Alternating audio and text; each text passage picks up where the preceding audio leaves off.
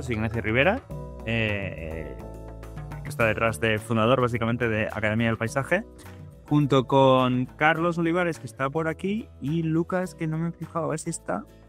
Creo que Lucas... Sí, me parece que Lucas también está. Y Lucas Moyano, que también creo que también está en la llamada, que somos el equipo fijo, por así decirlo, de Academia del Paisaje. Dar las gracias a nuestro patrocinador, Cultielpa, que para los que estáis fuera, que en este caso la mayor parte de vosotros sois de fuera de España, que sepáis que Cultielpa es un viverista de planta mediterránea, sobre todo enfocado al mundo profesional. Es el más grande de España, por lo menos, de nativas y mediterráneas, y apostaría que si no es el más grande de Europa, es de los más grandes. Muy interesante. Si alguna vez tenéis la oportunidad de venir a España y verlo, tiene un vivero digno de ver. Y nada, te dejo paso, Vania, para que empieces tu presentación. Muchísimas gracias, por cierto, por la presentación. No, gracias a ti, Ignacio, Carlos, por invitarme nuevamente. Bueno, hola a todos, a todas. Agradecerle a ambos, también a todos los que están en Academia del Paisaje por invitarme, tenerme aquí nuevamente compartiendo un poquito de lo que sé y de lo que he ido aprendiendo con todos ustedes. Y antes de partir formalmente con la presentación, quería hacer una pequeña introducción para quienes no me conozcan. Mi nombre es Vania Slavia, yo vivo en Puerto Ibáñez, a orillas del lago General Carrera, muy cerquita con la frontera con Argentina, en la Patagonia chilena, y este emplazamiento lo vuelve un lugar muy especial. Su ecosistema entra dentro de la categoría de estepa. Yo actualmente me considero una caminante y una exploradora de la estepa. Me encanta observar cómo cada especie nos va mostrando un poquito de su historia evolutiva y su forma particular de habitar el territorio. Me gusta también pensar que esta observación es la base de mi metodología, de mi lenguaje, porque cuando estoy en la estepa siento que puedo descubrir señales, características, dinámicas que muchas veces no aparecen en los libros. Y de esta búsqueda también nace Estepárica. Yo fundé Estepárica para investigar las plantas de estepa, sus dinámicas naturales y antrópicas, su composición vegetal, y poder transformar este conocimiento en acción, que significa poder propagar estas especies nativas, diseñar y ejecutar proyectos de paisajismo y restauración acá en la Patagonia. Bueno, entrando derechamente a la presentación, hoy día quiero compartir con ustedes una idea que últimamente se ha vuelto fundamental para mí en el ejercicio del paisajismo, que es observar para proyectar. Parece muy simple, pero es un enfoque que cambia completamente la manera en que estamos diseñando, en que estamos ejecutando y también en cómo mantenemos nuestros proyectos de paisaje. Mi propósito hoy día es mostrarles cómo la observación, tanto del entorno natural como de los sitios en específico en donde vamos a trabajar, es una herramienta muy poderosa para crear paisajismos que sean conscientes, que sean identitarios, que sean resilientes, diseños que funcionen, que se mantienen, que hacen sentido en su lugar, que no nos hace ruido al ojo, porque creo que el jardín es un espacio. Yo personalmente creo que un jardín no es solo un conjunto de plantas bonitas. A todos nos gustan las plantas bonitas. Yo creo que partiría por esa base. Pero para mí el jardín es un espacio que se piensa, se diseña, se proyecta, se construye y se vive desde el material vegetal. Y ese material vegetal requiere necesariamente que aprendamos a usarlo, ¿vale? Entonces vamos a partir por observar el material vegetal. Muchas veces tratamos a las plantas en nuestros proyectos como objetos decorativos y se nos olvida que son organismos con una historia evolutiva larguísima, tienen preferencias, tienen limitaciones, tienen estrategias que nosotros tenemos el rol de entender y considerar al momento de diseñar.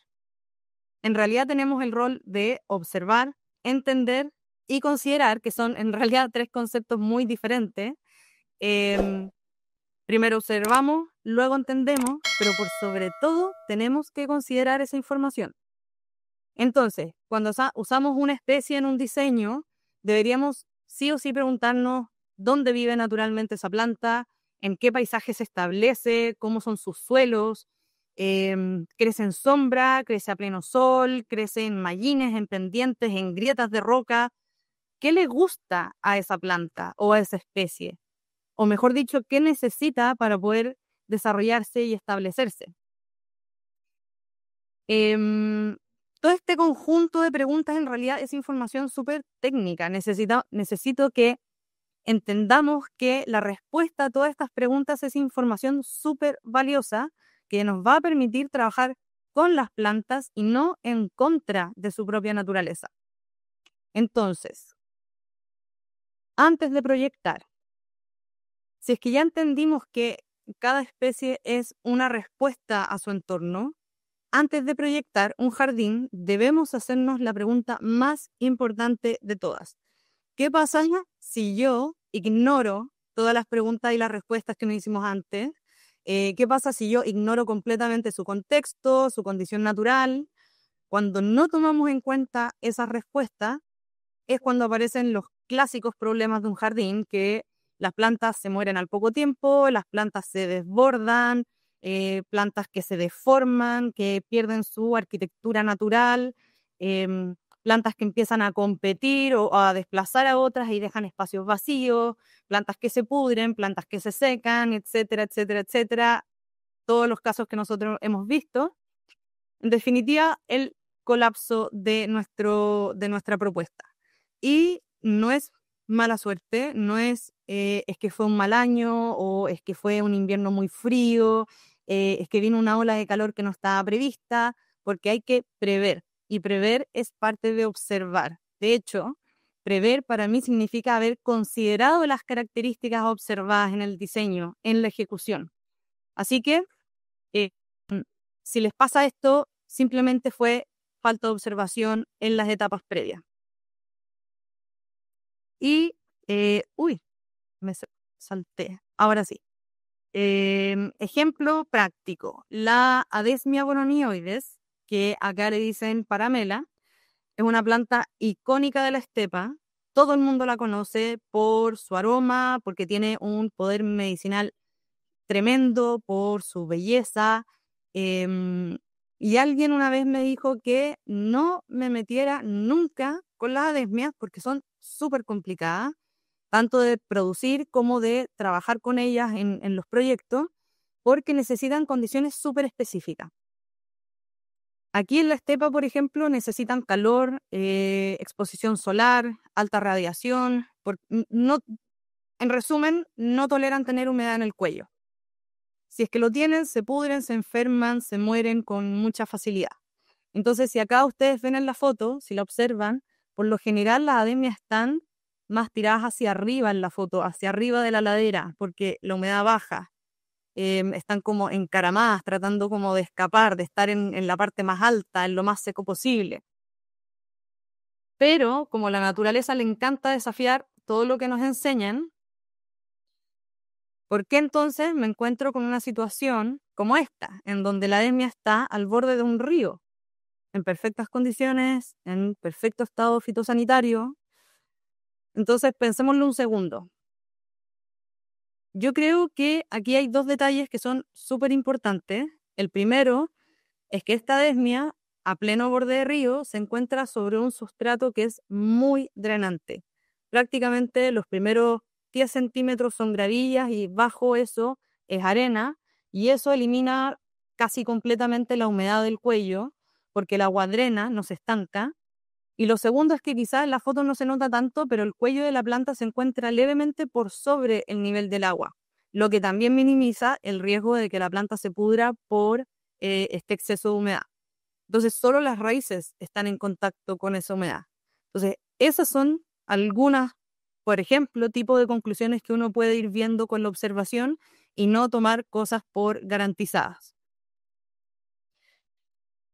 Eh, Vamos a jugar un pequeño juego ahora, que se trata de una serie de fotos en donde Primero, yo observé o identifiqué una particularidad que me llamó la atención y luego se me ocurrió cómo se podía aplicar al diseño, a la ejecución o a la mantención de estos jardines. Pero antes de partir, quiero dejarles súper claro que acá las frases que yo les voy a mostrar, sobre las cuales voy a ir trabajando, no las saqué de ningún libro, son solo observaciones mías en terreno, pero yo siempre he considerado que el método científico parte con la observación, luego crea una hipótesis y después se hace cargo de corroborarla. Así que consideren que todo lo que les voy a decir en este juego, todas estas frases que vamos a ir trabajando son una especie de hipótesis, ¿vale? El vacío también es vida. En los ecosistemas de estepa, solo el 50% de la superficie está ocupada por plantas. Entender cómo se compone la estepa, cuáles son sus especies, cuáles son sus proporciones, nos permite diseñar con mucha más naturalidad, con equilibrio. Y creo personalmente que ese es el secreto de la estepa, es ese vacío, ese que permite que hasta las plantas más pequeñas puedan tener su lugar. Y el espacio, el vacío, tanto en el suelo como en la superficie, también es vida, es parte de la vida. Ahora, si pensamos en diseño, ¿llenarías todo el área con plantas? No, yo personalmente no. Yo dejaría algunos espacios vacíos porque son clave para que se vea natural. Tener estos descansos también para acentuar, incluso como hábitat para la vida silvestre, para los insectos. Las áreas densas cobran aún mucha más importancia cuando tienes estos descansos o estas pausas. En la estepa, es súper importante entender que es un ecosistema que se encuentra súper relacionado e influenciado por los biomas que tiene alrededor. El funcionamiento y las dinámicas de este ecosistema, el desarrollo de las especies, pueden variar drásticamente entre un año y otro. ¿Por qué? Todo depende si es que es un año seco o es un año húmedo. Particularmente este invierno, acá en la estepa, entre el invierno y la primavera temprana, fue súper lluviosa. Y quizás esa sea la razón en que este año hay muchas más flores que otros. Entonces, si pensamos en manejo, por ejemplo, ¿qué pasa si nos toca un año seco? Quizás podemos suplir o preparar con riego un poquito más abundante en el invierno tardío o en la primavera temprana para que estas plantas se preparen y tengan una floración mucho más abundante en nuestros jardines en la primavera tardía o en el verano. Esta se llama semilla de adherentes y espinas porque encuentro casi divertido cómo solemos escapar de las plantas con espinas, evitamos a toda costa usar estas plantas que pinchan porque a las personas en general les carga, son poco amables, pero miren esta preciosura, a mí al menos me encanta esta como pequeña cabecita rosada. Que cuando su semilla madura se convierte en una pequeña pelotita, pero llena de puntas, porque su mecanismo de dispersión es pegarse o adherirse al pelaje de los animales. Pero también se adhiere a tus calcetines, a tu chaleco, a todo lo que pille en el camino y se puede volver realmente un infierno. Entonces, si pensamos en diseño, ¿para qué nos podría servir una planta que se puede volver tan molesta? Yo pienso, por ejemplo, en espacios públicos para evitar que la gente cruce por donde no queremos que crucen, por donde no deberían cruzar. Y en un jardín privado simplemente es evitar plantarla cerca de los caminos y listo. Podemos seguir disfrutando de su floración sin que se vuelva un dolor de cabeza. ¿Y esto cómo lo uso? Es una foto de un paisaje que yo pensé que no tenía nada, absolutamente nada, en que yo vi por kilómetros y kilómetros de coirón, solo coirón tras coirón, más coirón. Pero cuando tú crees que no hay nada, en verdad yo te recomiendo observar un poquito más de cerca, observar el suelo, y lo más probable es que aparezca un mundo completamente nuevo de plantas, de colores, de texturas, porque son realmente pequeñas, al punto que uno se pregunta, ¿y esto cómo lo uso? En un paisajismo es súper difícil porque son muy pequeñas. Y si uno le da una vuelta de tuerca, bueno, hoy en día, si pensamos en diseño, los jardines de roca se han vuelto tremendamente populares. Jardines de roca, de rocallas, rock garden, como les quieran llamar, que exponen precisamente estas pequeñas joyitas que de otra manera pasan casi desapercibidas. Y ayer me pasaron el dato, los chicos acá de Academia del Paisaje, que el jardín de rocalla del Kew Gardens, si no me equivoco, es impresionante. Para el que se anime a visitarlo, yo lo voy a tener en mi... Ajá, bien, yo lo voy a tener en mi checklist ahí para ir a visitarlo algún día. Imagínate tener acceso directo a todos los eventos importantes en España, a conocer a los expertos antes que nadie y sobre todo a no perderte ni un solo contenido que pueda marcar realmente la diferencia en tus proyectos. Yo te animo que si te ha gustado, te suscribas al canal y actives la campanita. Pero además, si de verdad quieres estar un paso por delante, también te animo a que te unas a nuestra newsletter. En ella vas a recibir en exclusiva los eventos, los nuevos webinars y todo lo que necesitas para seguir transformando paisajes y sobre todo tu carrera. Suscríbete ahora.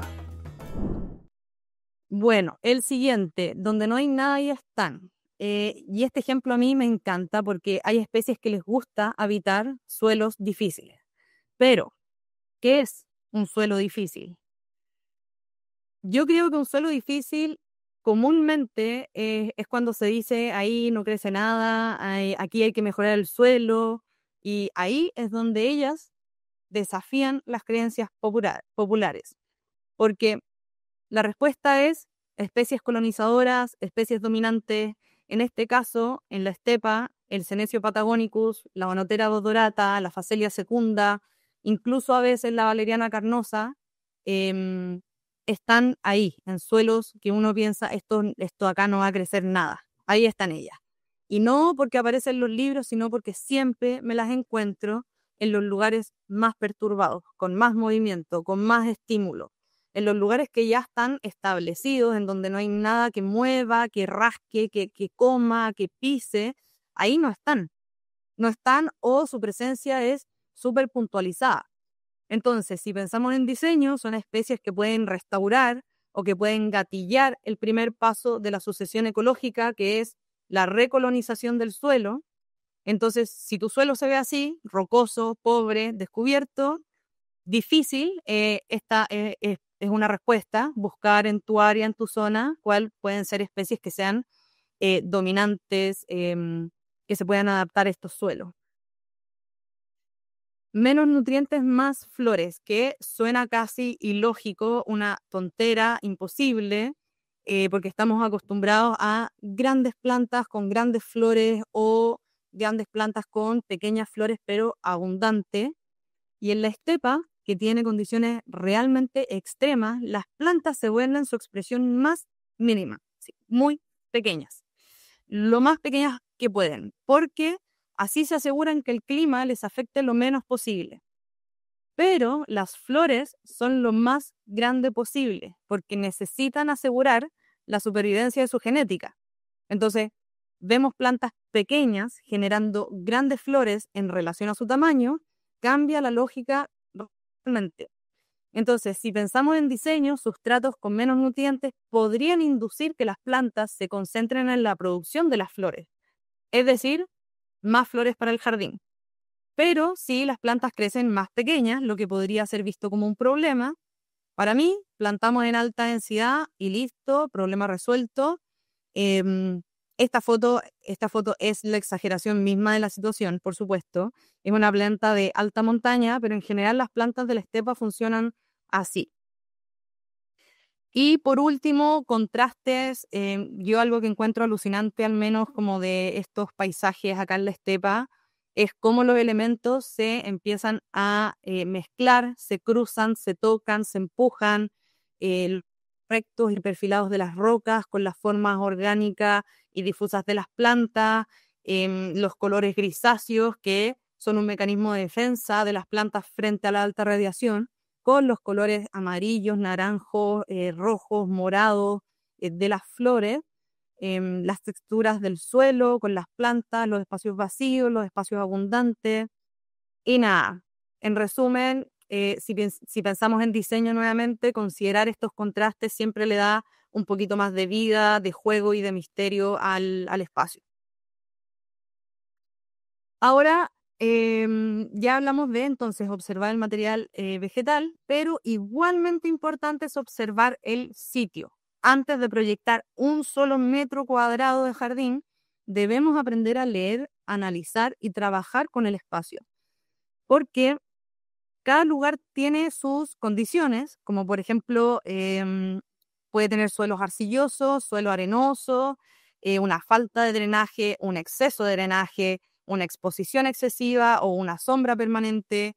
Y también tiene características, una roca interesante o una depresión natural que acumula humedad, una vista específica, vegetación remanente, elementos que lo vuelven especial y único. De nuevo, cuando identificamos las condiciones y las características del sitio, vamos a ser capaces de diseñar con ellas y no contra su propia naturaleza, igual que con las plantas. Así que lo primero que yo les propongo es que empecemos a meter las manos en el suelo, porque meter las manos nos permite entender cómo está compuesto el suelo, que, no olvidemos, es el medio de crecimiento de las plantas. O sea, es súper importante entender cómo se compone el suelo. Entonces, por ejemplo, en un caso súper práctico, la primera imagen es el suelo de un lugar en donde se iba a hacer un proyecto de paisajismo. No sé si se alcanza a apreciar, pero era casi imposible moverlo. Estaba tan compactado y apretado que no podía meter ni un solo dedo en ese suelo, y ahí estoy yo con una piedra tratando de hacer un hoyo porque realmente estaba muy duro. Y el proyecto contemplaba especies nativas que yo conocía y sabía que esas plantas no eran aptas para ese suelo, a pesar de que me dijeron que se había diseñado con estas plantas porque estaban en el entorno. Entonces fui al entorno a ver cómo era el suelo de esas plantas. Y las siguientes 3 imágenes que pueden ver son situaciones del entorno. Todas se ven distintas, pero tienen un grano distinto, pero todas tenían una particularidad que quizás en la imagen puede ser un poquito difícil de apreciar, pero sí se podía sentir, que todas tenían un porcentaje de arena o de gravilla que le aporta mucho oxígeno, que se compacta menos, que era liviano. Por eso digo meter las manos en el suelo, porque una foto muchas veces es difícil de captar, pero uno lo siente. En conclusión, el trabajo más importante en este proyecto de paisajismo es mejorar el suelo, lo que en este caso específico significa trabajarlo para que se parezca mucho más a las 3 situaciones que tengo hacia la derecha. Más rocoso, más aireado, menos compacto. Y aquí quiero aprovechar el momento para ser súper enfática. Peligroso suena como un poco mucho, pero voy a usar esa palabra porque en verdad no se me ocurre otra. Lo peligroso que puede ser a estos grandes movimientos o estas grandes modas en el paisajismo, como por ejemplo la salud del suelo o la microbiología o los nutrientes, el compost, pueden ser súper dañinos en sistemas que naturalmente no los necesitan. No debiéramos promover estos grandes movimientos, debiéramos promover la conciencia de que cada sitio es único y que cada sitio se debe trabajar distinto según las plantas que se quieran establecer, según el objetivo, según las condiciones previas. No estoy diciendo si es que es bueno o malo, cada uno tendrá que evaluar en su caso específico, ¿vale? Bueno, habiendo entonces cumplido con la observación del material vegetal y la observación del sitio, ahora sí podemos proyectar, y aquí entra una dimensión mucho más sensible que trabaja con los sentidos, con las emociones, con la experiencia del usuario, que se trata de qué queremos que se sienta en ese espacio, qué queremos que ocurra, cómo queremos que se viva. Y para mí, un jardín es un espacio que se construye con plantas. No es un catálogo de plantas, es una experiencia espacial. Por eso pienso que el paisajismo es el punto en donde se encuentra la agronomía y la botánica, por un lado, con el diseño y la arquitectura. La agronomía o la botánica nos pueden enseñar a cómo manejar el material vegetal, pero el diseño y la arquitectura nos enseñan a crear espacios con ese vegetal. Entonces el paisajismo debe ser capaz de integrar ambas aristas, ambos mundos, ambas realidades, ambas técnicas. Pero, ¿cómo integrar esta espacialidad y esta botánica? Cuando observamos y consideramos ambos mundos, aparece algo en donde los elementos físicos también tienen una función ecológica, y esto es súper importante. Por ejemplo, las rocas. El paisajismo muchas veces ocupa rocas de una manera netamente ornamental o netamente estética, pero en la naturaleza una roca tiene un rol ecológico. Una roca genera sombra, refugio, humedad en la orientación sur, pero también puede generar exposición, sequía, temperaturas más altas en la orientación norte. Yo vivo acá en el hemisferio sur, para el resto en el hemisferio norte es al revés, pero básicamente son las mismas dos situaciones. Entonces, si integramos esta lógica en el diseño, esa misma roca nos permite establecer dos tipos de plantas distintas, una que prefiere el sector más protegido y otra que prefiere el sector más expuesto. Lo mismo pasa con troncos caídos, con desniveles, con cursos de agua temporal. Cada elemento físico, cada cambio, cada transición crea micrositios, microhábitats. Y si nosotros somos capaces de observarlos y entenderlos, podemos jugar con las plantas y con los espacios de una manera mucho más amplia. Entonces, en la foto, simplemente para mostrarles una roca gigante que solo en su orientación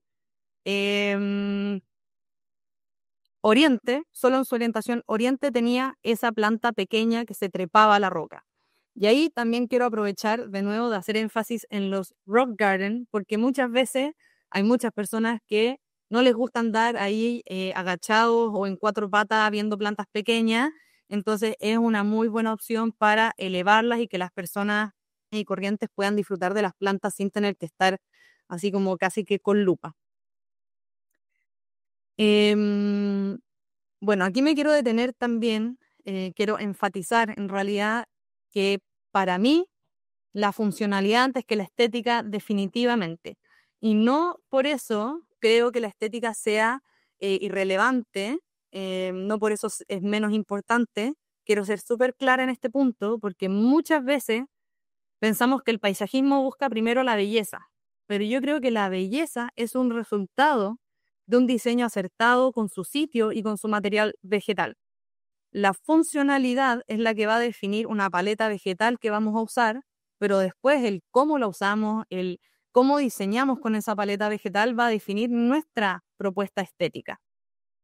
La funcionalidad de cierta forma nos enmarca porque si comprendemos cómo funciona un territorio, cuáles son sus restricciones, cuáles son sus oportunidades, su dinámica, la estética deriva a partir de esa lógica.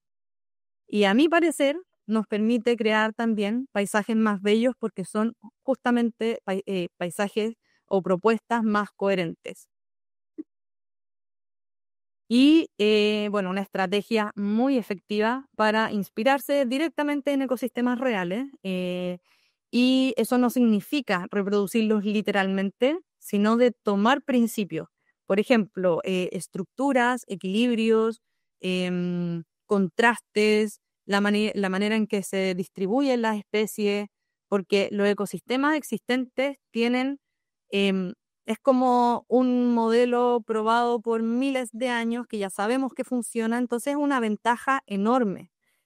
El resto es la genialidad o la creatividad de cada uno de nosotros. Con una misma paleta vegetal podemos crear muchas propuestas estéticas diferentes. Y el rol social del paisajismo, y aquí ya voy entrando como a la última parte de la charla, pero no quería irme sin mencionar la importancia del rol social del paisajismo. Para mí el paisajismo derechamente tiene una dimensión ética y política, porque últimamente, personalmente, siento que estamos mostrando al mundo que tener un jardín ecológico, funcional, estético, autónomo, es súper costoso, es inaccesible, es complejo. Entonces, indirectamente estamos incentivando que sea solo para algunos, y hoy día, más que nunca, necesitamos popularizar las soluciones basadas en la naturaleza, necesitamos popularizar los jardines. También es importante tener en cuenta que el paisajismo debe resolver problemas, que parece muy obvio, pero no es tan obvio, porque, por ejemplo, estamos acostumbrados que en las obras de arquitectura o en los espacios públicos es lo último que se hace. Al final, nunca hay presupuesto para el paisajismo, siempre es algo que queda al final. Entonces, ¿cómo evitamos esto o cómo nos anteponemos a esta situación? Lo evitamos ofreciendo soluciones prácticas, creativas, ingeniosas y por sobre todo que sean eficientes en términos económicos, que sean alcanzables tanto para el mundo público como para el mundo privado. Yo pienso que es nuestro rol como personas que estamos en el mundo del paisajismo hacerlo accesible. Pero entonces, ¿cómo lo ejecutamos? Y aquí quiero dejar como una última reflexión. Yo encuentro que es muy importante observar, pero igualmente importante es el paso que viene, que es entonces cómo lo ejecutamos. Y aquí voy a ser súper enfática en una palabra que se llama el detalle técnico, que finalmente es el que permite que estas ideas se transformen en paisajes reales, que sean funcionales, que sean autónomos, de baja mantención, de bajo riesgo y todas esas palabras que a todos nos encantan, pero eso solo se logra si tenemos un detalle técnico que funciona. Podemos elegir perfectamente la paleta vegetal, pudimos haber observado perfecto el sitio, pero si ese detalle técnico no está bien hecho, también puede hacer que el paisajismo, que nuestra propuesta fracase. Yo personalmente los últimos meses me he metido de lleno en el mundo de la jardinería y del paisajismo y cada vez me queda más claro que los grandes paisajistas no son solo quienes proponen una estética increíble y una mezcla de plantas muy linda, sino que son quienes logran sostener esa estética sobre una técnica bien pensada y bien ejecutada. Para mí, ser jardinero o ser un paisajista no es solamente amar la belleza, amar las plantas, amar la inspiración del jardín, sino que también es aprender a comprender procesos, tiempos, suelos, la plantación, la mantención, que finalmente es un todo.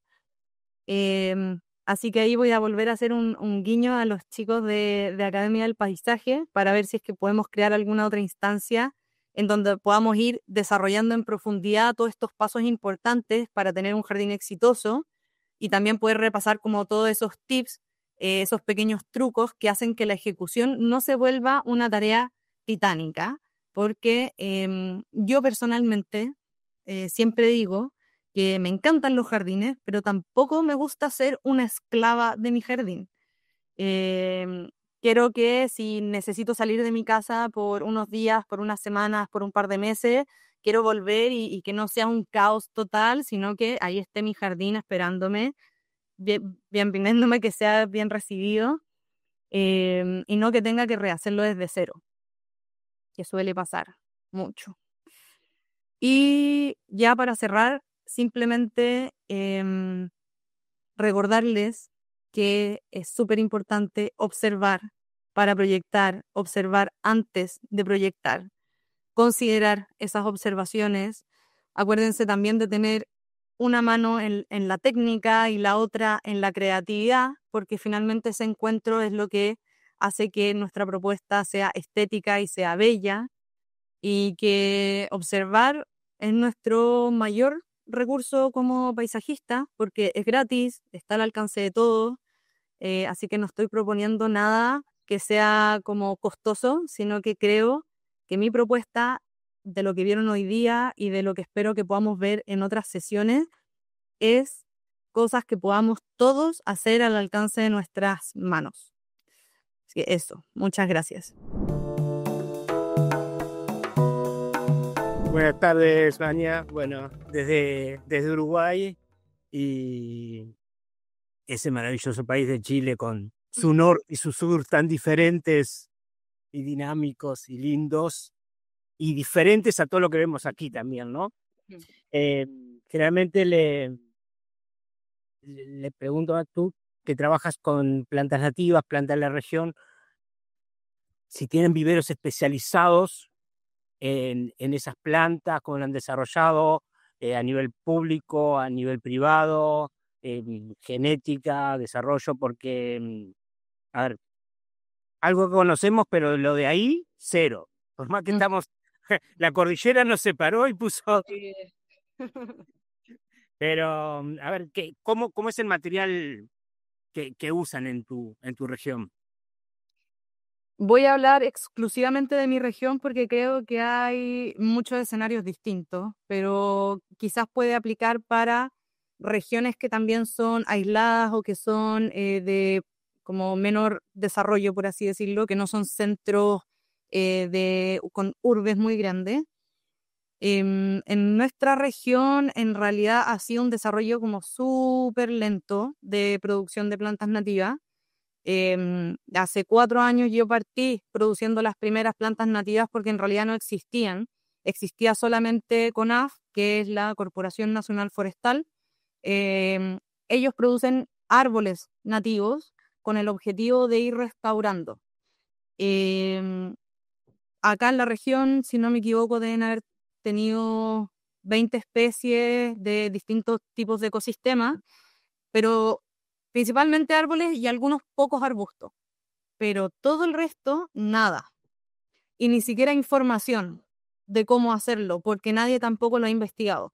Y ni siquiera libros, al menos de esta región en específico, no existe ni siquiera un libro dedicado exclusivamente a las plantas nativas. Hay algunos que tocan como, así como de pasadita algunas especies, pero en realidad poco. Yo en general tengo que buscar en libros de Torres del Paine, de Argentina. Argentina tiene un montón de información, pero en cuanto a los viveros ha sido eso. O sea, yo partí produciendo las primeras hace 4 años atrás y ya se ha ido sumando gente a este camino experimental que es reproducir plantas nativas acá, pero creo que tenemos un camino por delante gigantesco. En cuanto a lo público, creo que todavía, especialmente en estas zonas que son bastante rurales, no hay mucha inversión pública ni nadie que tenga como mucho interés en realidad. Así que creo que ha sido mucho más fácil desarrollarlo de manera más privada. Em, sí, sí, hay muy poco desarrollo. Y yo cada vez más estoy mirando hacia Argentina porque tienen muchísima información. Creo que ellos están años luz avanzados en ese sentido. Em, y por eso creo que observar también es tan importante, porque de cierta forma podemos ir encendiendo como ciertas alertas de decir como, oye, si no lo miramos nosotros, en verdad en un par de años va a desaparecer porque el cambio climático, pucha que avanza rápido. Sí, con especies endémicas, esos datos son fundamentales, ¿no? Cuando solamente habitan específicamente una región, se pierde ese microclima, microambiente y desaparece. Estamos más o menos a lo mismo, en el mismo lugar, y los dos mirando hacia Argentina también, muchas cosas mirando hacia Argentina, los tenemos rodeados. Sí, sí, sí, sí, sí. Bueno, de hecho hay un punto importante igual es que algo que me llamó la atención hace relativamente poco tiempo es lo poco desarrollado que están los jardines botánicos, al menos acá en Chile. O sea, tenemos muy pocos de partida. Los pocos que hay están enfocados principalmente en la zona centro o en la zona sur, que es como Valdivia, y principalmente, de nuevo, en árboles y arbustos. Entonces, toda la biodiversidad del norte, de Atacama, del desierto, de Coquimbo, de la costa, de acá de la estepa, de la Patagonia, y la Patagonia es extensísima, o sea, de la región de Aysén, de la región de Magallanes, las turberas, etcétera, etcétera, etcétera. Así que hay mucho camino que recorrer por delante.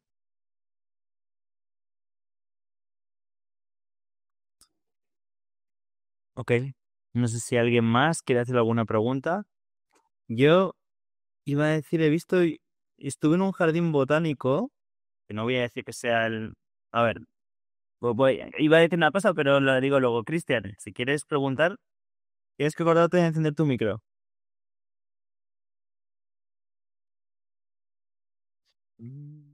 A ver, habla. Hola, Sí, te oímos. ¿te escuchas? Sí. ¿Cómo estás, Vania? Bueno, decirte que muy buena tu presentación. Somos medios vecinos, entiendo muy bien es muy difícil explicar el paisaje donde vivimos. Yo soy de Perito Moreno. Toma, Nes- estamos al lado. Sí, estamos al lado. U- es tan preciosa la estepa, pero claro, para mostrarla tenés que hacer micro tomas, así que, y si querés incorporar algo de nativas de ese calibre, son como micro jardines, así que por ahí ese es como un gran desafío de cómo incorporo esto. Te la creo con la paramela, con el cenecio, Mira, el lineo, pero y meter esas, por ejemplo, una facelia secunda en ciertos lugares como a veces no sabes cómo combinarlo, digamos, porque son mini plantitas así o alstromerias y este te iba a hacer una pregunta, ujú. ¿cómo cómo manejas el tema de las semillas de paramela? Porque he visto como que a veces hay años que da y hay a veces que no da la, la, la, la semilla cerca de las plantas. Viste que Sí, sí. abajo a veces hay plantines que se hacen solos porque hay como arenita, pero hay veces que no. ¿Cómo lo plantás? De partida, efectivamente, la paramela tiene una semilla súper complicada porque por lo general tiene una floración preciosa, como con mucha flor, pero la semilla viable es, yo te diría que como el 10% más o menos. También es muy buena para que los insectos se la coman, se meten, hacen como un hoyito y se la comen y ya no se puede utilizar. Y yo creo que la forma en que la hemos reproducido, que de hecho cuando uno elige la semilla uno por uno, que eso es un dato súper importante, elegir la semilla que está buena, cuando hacemos ese proceso tiene una súper buena germinación, como sale fácil. Y lo importante es tener una capa de arena en la superficie para que tú te asegures que una vez que germina, el cuello le va a quedar descubierto, o sea, le va a quedar sin humedad, que eso finalmente es lo más importante. Entonces, no tengo un secreto tan secreto más que elegir bien la semilla que vas a plantar y eso, cubrirle el cuello, tener por lo menos unos 2 centímetros de cobertura que sea arena para que la planta una vez que germine se pueda desarrollar bien, porque si no se pudre del cuello. Claro, gracias. Quiero aprovechar, así como súper, aprovechar, porque me dijiste cómo uno puede ocupar plantas tan pequeñas, es tan difícil. Voy a mostrar una sola imagen que a mí me encanta. Ahora a la rápida no encontré las otras fotos, así que después ustedes las pueden buscar, pero a mí este paisajismo al menos me alucina, que es, si no me equivoco, en Noruega, y es un paisajismo, esto es como cuando se estaba construyendo, pero es eso, plantas pequeñas, enanas, o sea, cuando uno ve las fotos del paisajismo terminado, simplemente es como una mezcla de colores, de texturas, colores súper brillantes, vibrantes, y listo. No necesitamos tener plantas de 80 centímetros, de 1 metro, para que el paisajismo se vea vivo. Así que, por eso digo, creo que falta mirar un poquito más la naturaleza y la genialidad del artista viene cómo ocupamos esas plantas en otro lugar. Las podemos combinar de forma distinta, podemos poner en mayor densidad, podemos poner unas rocas a los lados, cosa de poder ampliar un poquito nuestra paleta vegetal. Y todas esas son como distintas estrategias.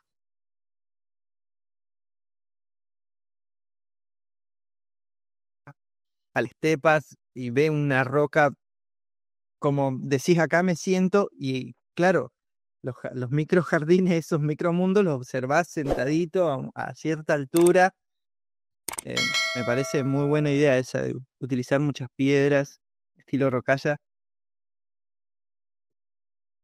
Sí, busca las otras fotos de este referente porque por lo menos para mí ha sido muy, muy inspirador. Cada vez que lo veo me acuerdo de este lugar. Gracias. Vale. Nicolás, si quieres preguntar, acuérdate que tienes que abrir tu micro. Hola, buenas. ¿Cómo estoy, Vania? Bien, ¿y tú? Estábamos escuchando el webinar con la Jo Ujú. y una duda porque justo se nos perdió el tema de la señal con ¿Ya? respecto a la situación y el tamaño de las flores. Ah, bueno, eso es como súper controversial y yo creo que hay que pegarle como una estudiada más en profundidad. Como dije al principio, estos son simplemente observaciones que yo he ido como anotando en terreno, de que efectivamente puede ser que los sustratos más arenosos o con más roca, la planta se concentra en vez de, en vez de hacer una planta muy grande, hace una planta pequeña, pero concentra la mayor cantidad de energía en la flor. ¿Cachai? Porque los nutrientes son limitados. Entonces su estrategia es, vale, no voy a crecer tanto, voy a tener unas hojitas chiquititas, pero voy a tirar una vara floral alta, con harta flor, porque necesita preservar su especie. Entonces, yo el otro día leí, medio a la rápida, de que podría ser más relacionado, ponte tú, al nitrógeno, que los suelos más pobres tienen bajo el nitrógeno.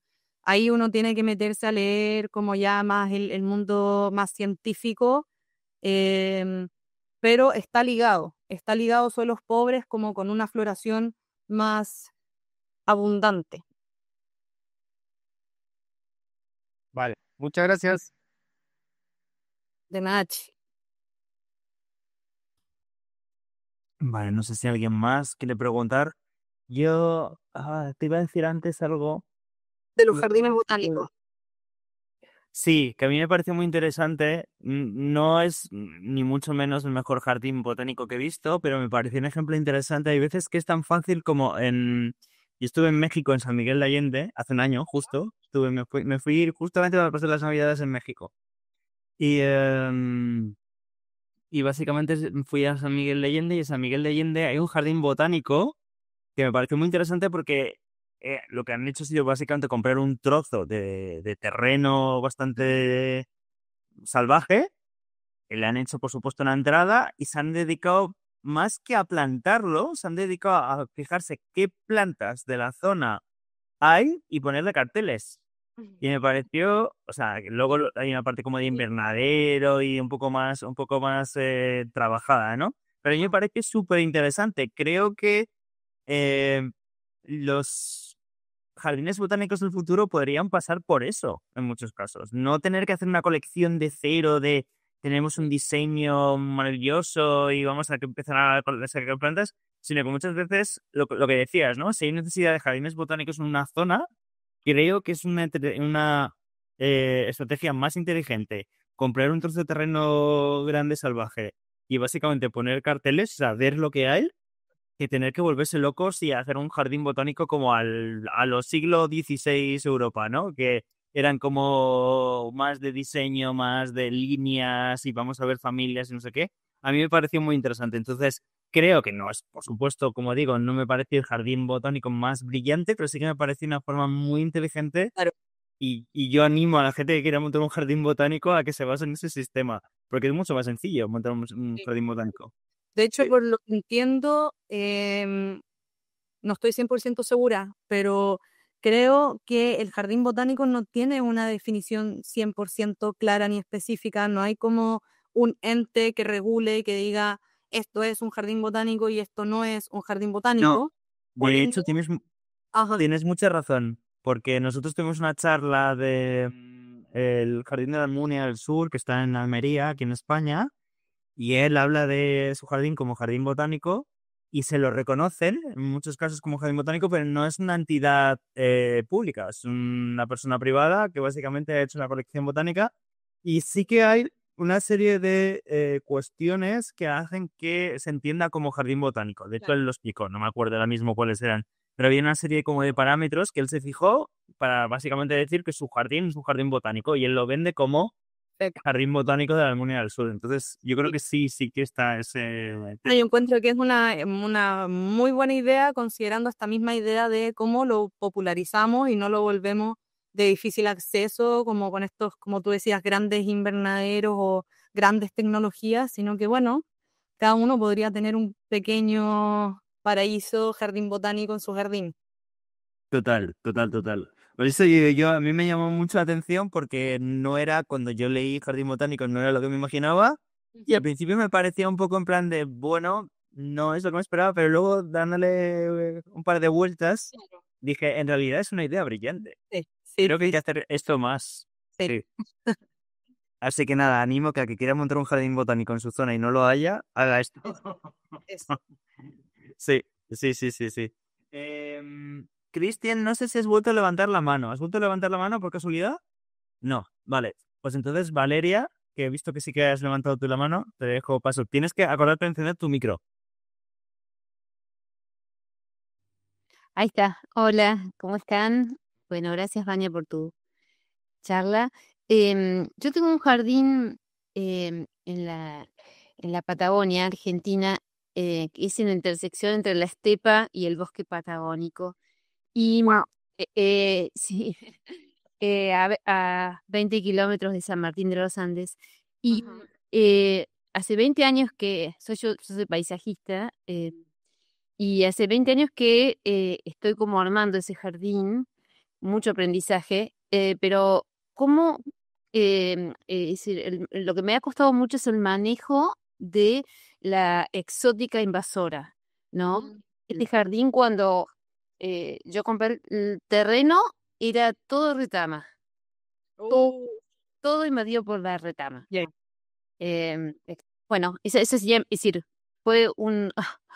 pero bueno, he logrado contenerla y allí han aparecido un montón de estas nativas de la estepa. Pero bueno, es un constante lucha contra estas exóticas, ¿no? Sí, bueno, hay distintos tipos de exóticas. Efectivamente, hay algunas exóticas que son súper difíciles de sacar porque tienen este rizoma o esta raíz súper jodida. Yo honestamente, para mí es el clásico sacarla y sacarla hasta morir, porque no ocupo, o sea, yo voy totalmente en contra de cualquier químico que sea como para matar. Para sacar pasto o para sacar exóticas, simplemente porque creo que no lo he ocupado, no lo quiero ocupar, quiero evitarlo. Em, un rollo muy personal, quizá otra persona te diría lo contrario. Así que yo aplico el sacar y sacar y sacar y sacar hasta morir.